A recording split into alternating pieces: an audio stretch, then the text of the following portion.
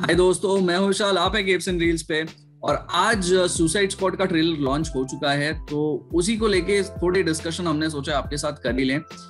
Reaction videos हम नहीं करते because we think it's a waste of time, but अब जो ट्रेलर आया है उसे डिसाइड करने में और डिस्कशन करने में ज्यादा मजा आएगा। तो मेरे साथ है ओमकार एंड सौरभ, जो मिलके आज हम तीनों जन इस पूरे ट्रेलर का डिस्कशन करेंगे। So before we go into the details of anything, just just एक 15 to 30 सेकेंड्स का रिएक्शन जानना चाहूंगा दोनों जन से। Omkar, what was your reaction looking into Suicide Squad trailer? Hi Vishal. या तो एक्चुअली ट्रेलर देख के what is the purpose of a trailer? The purpose of a trailer is कि वो मूवी के बारे में एडवर्टाइज करके हमें हाइप करना। But looking at the trailer I don't think इतना हाइप जनरेट हुआ ये ट्रेलर से। That was my initial reaction, and overall it wasn't very that good of a trailer, I think. Okay. Saurabh, what was your reaction? Hi Vishal. Hi guys, welcome to Capes and Reels. मेरा reaction I think कोई reaction ही नहीं था इस trailer के लिए। काफी bland लगा ये ट्रेलर। इनफैक्ट जो DC फैंडम के समय उन्होंने एक प्रीव्यू दिखाया था मूवी का, where the cast was talking about the movie and we could see some action scenes in making. वो काफी ज्यादा इंटरेस्टिंग था compared to this trailer. In fact, visuals भी semi baked type लग रहे थे. Even the visuals were not looking that good. And again एक ऐसा desperate strategy लग रही है जैसे Justice League के समय हुआ था कि Marvel की सबसे successful ensemble movie was Avengers. तो let's get Avengers director to finish off the Justice League.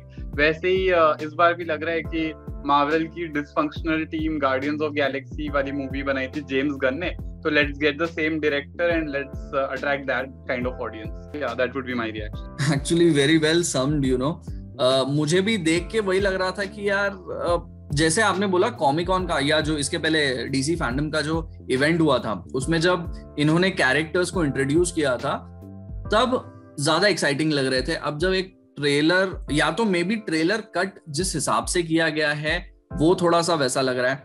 जितने लोगों से मैंने बात की, जो यंगर एज ग्रुप की ऑडियंस होती है, जिसके ऊपर मार्वल बिल्ड हुआ था इनिशियली, उन लोगों को ट्रेलर अभी भी पसंद आ रहा है। थोड़ी सी एक मार्वल की वाइब है उसमें, कलर्स हैं, जेम्स गन का एक सिग्नेचर स्टाइल है। तो definitely guardians of the Galaxy वाली एक वाइब तो है ही, प्लस मुझे इससे बर्ड्स ऑफ प्रे और शज़ाम की थोड़ी सी वाइब आती दिख रही है। सो एक तरह से ये अच्छी बात भी है, दूसरी तरह से ये बुरी बात भी है। बिकॉज अच्छी बात इसलिए है क्योंकि अगर आप बर्ड्स ऑफ प्रे या शज़ाम की रेटिंग्स देखें, so they were really very well rated movies on Rotten Tomatoes and general with एक जनरल क्रिटिक सर्किट जो होता है वहां उसे बहुत अच्छी रेटिंग्स मिली थी। But at the same time both Birds of Prey as well as Shazam का बॉक्स ऑफिस कलेक्शन अच्छा नहीं था। एंड इसी के कंपैरिजन में अगर मैं सुसाइड स्क्वाड को देख लूं या बीवीएस को देख लूं, तो ऑल्दो क्रिटिकल रिस्पॉन्स उन मूवीज का अच्छा नहीं था, बट ऑडियंस ने उन मूवीज को बहुत अच्छे से प्यार किया था एंड बार बार देख के बॉक्स ऑफिस का किंग बनाया था। So I guess and also जो पहली सुसाइड स्क्वाड आई थी, अभी तक you can throw more light on it. अभी तक हम सुन रहे हैं कि वो एयर का कंप्लीट विजन था नहीं। And exactly. जिस तरह की जेरेड लेटो के अराउंड एक्साइटमेंट थी, और जो हमने even recently released Snyder Cut Justice League में देखा कि Jared Leto is not a bad actor and he did not do a bad job with the Joker, but जितना हमें दिखाया गया था he looked just like another gangster. So I think even we did not get a complete product with regards to the first Suicide Squad movie. एक बहुत बड़ी चीज जो मुझे इस सुसाइड स्क्वाड में मिसिंग दिख रही है is big characters and big actors. जैसे सुसाइड स्क्वाड जो डेविड आयर की थी, उसमें जैसे आपने अभी जस्ट पिन पॉइंट किया, एक तो जोकर का एक बहुत पिवोटल कैरेक्टर था, जेराड लेटो जैसा एक्टर उसे प्ले कर रहा था, ये बहुत बड़ी बात थी। You had Will Smith. So जो एंसेम्बल कास्ट था वो बहुत ड्रॉ करने वाला था। एट द सेम टाइम जो उसका ट्रेलर था काफी रॉ था। फर्स्ट कॉमिकॉन ट्रेलर की मैं बात करूं जो बैटमैन वर्सेस सुपरमैन के रिलीज से पहले आया था, जहां एकदम डीसी स्टार्ट हो रहा था और DCU स्टार्ट हो रहा था, eight the same time DCU की जो वाइब थी वो बहुत ऐसे ग्रिम वाली वाइब वो लोग क्रिएट कर रहे थे, विच ऑल्दो सबको पसंद आए ना आए, but it was different at that point in time. और लोगों को वो ट्रेलर का रिसेप्शन बहुत अच्छा लगा था। In fact I just take you through that trailer, just numbers में दिखाना चाहूंगा। ये देखिए, ये नया वाला जो ट्रेलर है इसके अभी तक सिर्फ 7,69,000 व्यूज आए हैं, जबकि ऑलरेडी आई गेस 2 दिन हो चुके हैं इनफैक्ट इस ट्रेलर को लॉन्च हुए। And this is the old David Ayer Suicide Squad trailer, इसके पास लिटरली 70 मिलियन व्यूज हैं। So you can well imagine कि अगर वार्नर ब्रदर्स ये सोच रहे हैं कि with bringing in James Gunn and these actors कुछ हो पाएगा, I don't think वो कर पा रहे हैं, जो उनका गोल है वो सक्सेसफुल हो पा रहा है। चलिए, also just coming to think of it, apart from DC movies जो आपने कहा, Shazam and Birds of Prey, अभी मैंने सोचा कि ये कुछ हद तक DC से हट के जो मार्वल का एक ग्रिम साइड या थोड़ा सा ग्रूसम साइड हम बोल सकते हैं, वो है डेडपूल। तो I think to an extent ये डेडपूल से इंस्पिरेशन ले रहा है कि you have people firing bullets randomly, you can see blood all over the place, but they are still trying to present it as a funny situation. But I think that's the whole difference. See, in DC it's blood, it's serious. Blood is not funny. So I think it's deviating from the core soul of DC as a brand. Exactly. Omkar, your views?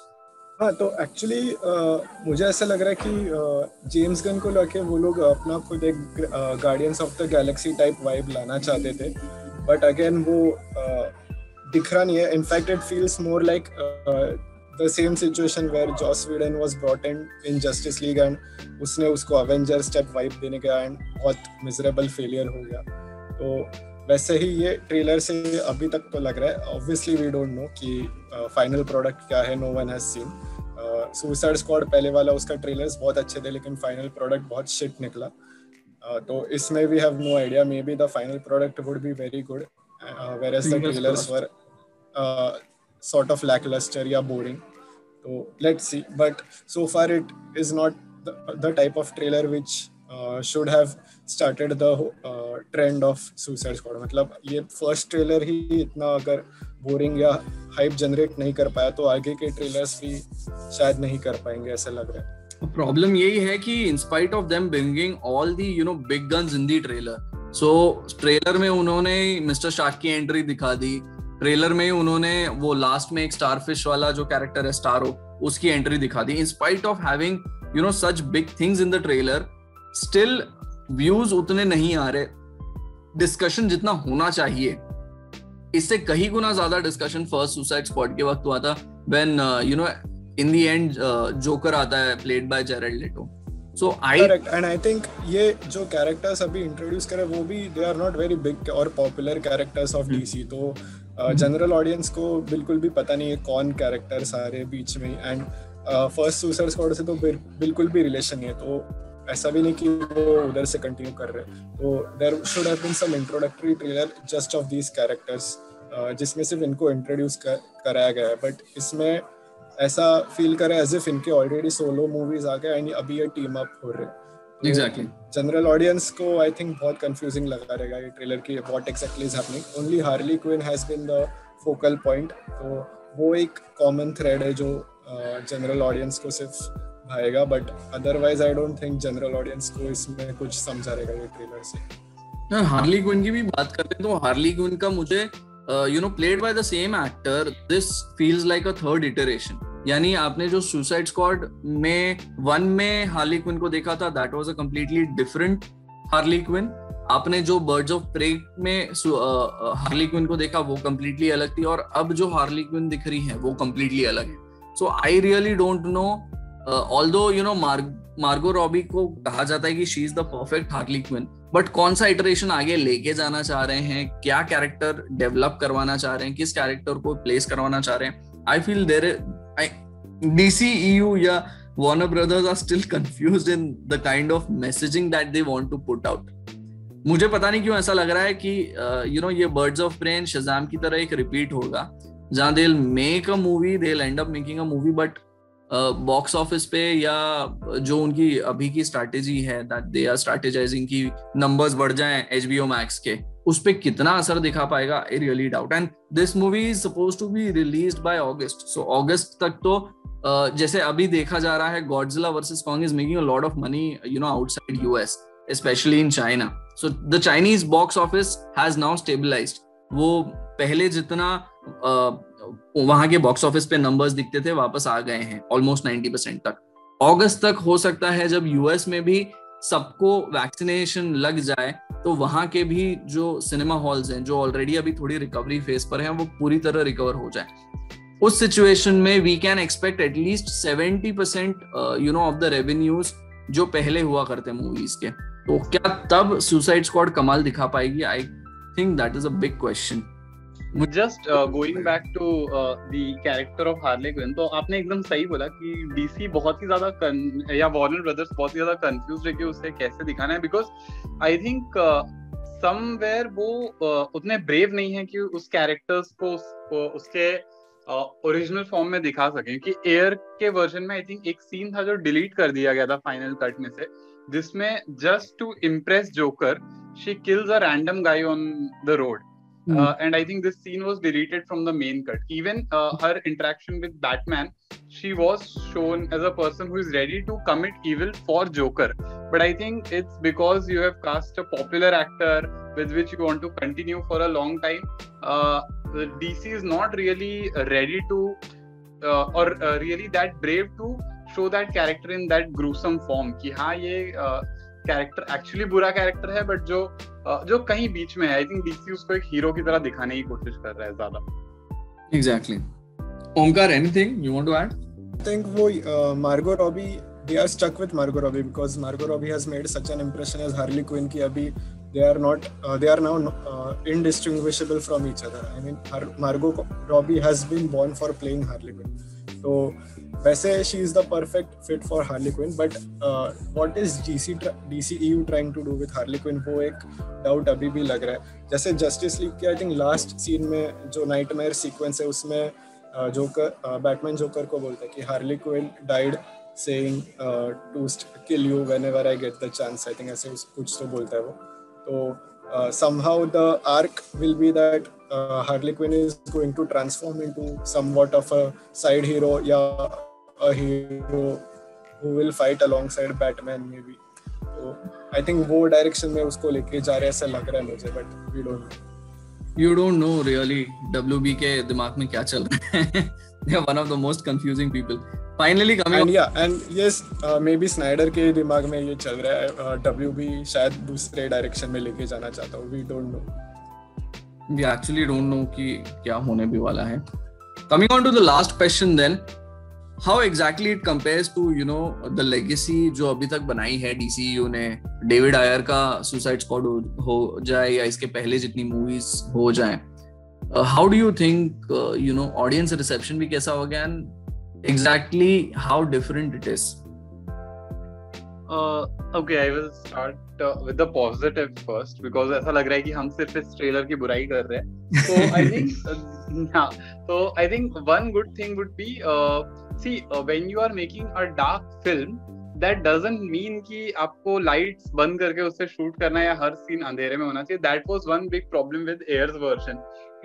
The shots were mostly in night and at least the version that we saw, it was edited or filmed in a way कि visibility was a big issue कि अगर बीच में कुछ explosion हो रहा है या कुछ हो रहा है तो you actually don't know वहाँ पे क्या characters हैं, you are struggling, sound was so from that point of view this trailer looks clear, I think, because the shots are in daylight and all of that. So from that point of view, I think it looks clear, though it wouldn't be a struggle. I hope that it wouldn't be a struggle for audience to watch the movie, that experience.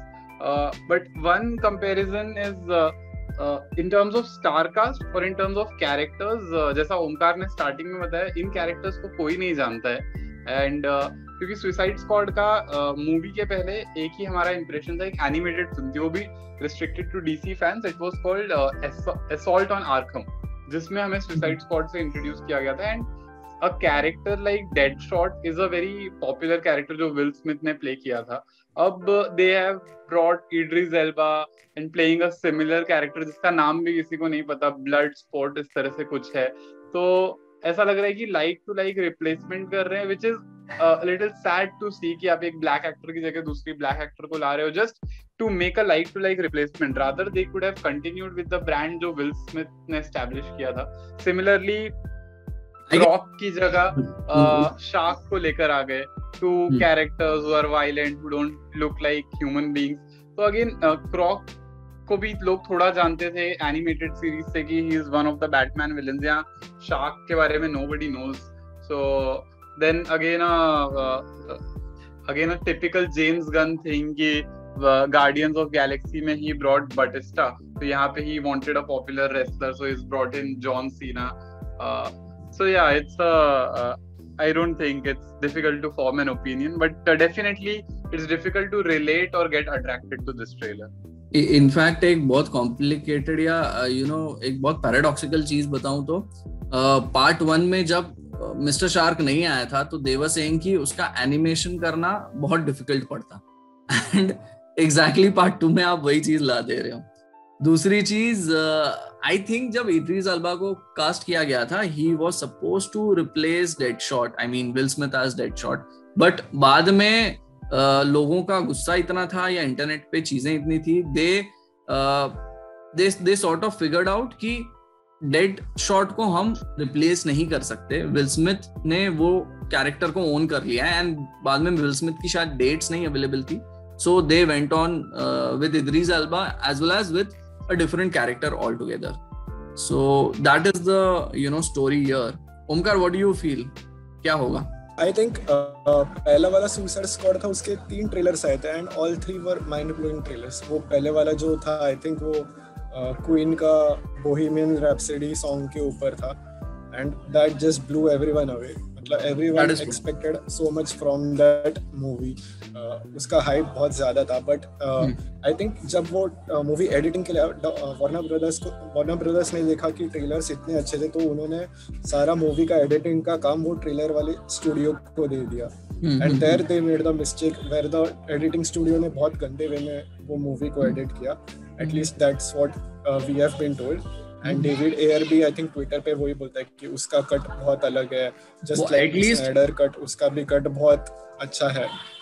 David आयर के हिसाब से at least 40 more minutes of work can be added to that movie. Correct.